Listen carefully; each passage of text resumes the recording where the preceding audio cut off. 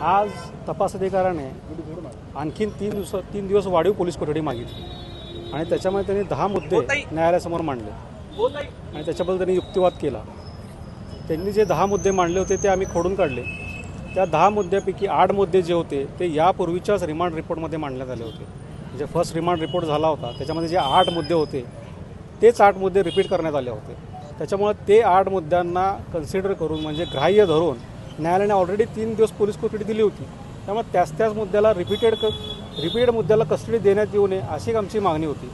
आणि 2 मुद्दे जे नवीन आणले की त्यांचं प्रशासनावर कंट्रोल होतं, ते स्टाफवर त्यांचा वचक होता आणि त्याच्या अनुषंगाने आम्हाला तपास करायचा आहे। त्याच्याबद्दल तो मुद्दा आम्ही या पद्धतीने खोडून काढला की ते सन 2008 पासून नोकरीसाठी ते एओ म्हणून कार्यरत होत्या।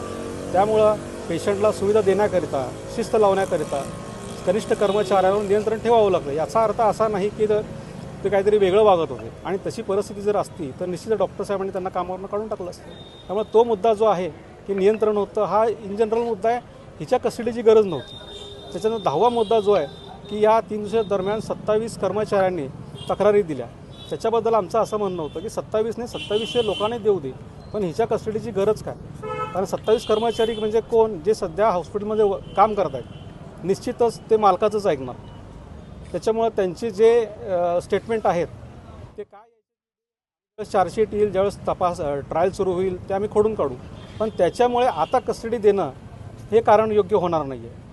मग या आमचा युक्तिवाद, सरकार पक्षाचा युक्तिवाद, या सगळ्या बाबी बघून न्यायालयाने आणखीन 2 दिवसाची वाढीव पोलीस कोठडी यांना सुनावली। यामध्ये न्यायालयाने अजून एक मुद्दा उपस्थित केला होता। तपास अधिकाऱ्यांना विचारला की ते ईमेलच्या कॉपीज जप्त केलेल्या आहेत, त्यावर तपास अधिकाऱ्यांनी सांगितलं ईमेलच्या कॉपीज जप्त केलेल्या आहेत आणि परत माफीनाम्याचा विषय काय तो जप्त केलेला आहे का, तो जप्त केलेला आहे हे सुद्धा सांगितलं।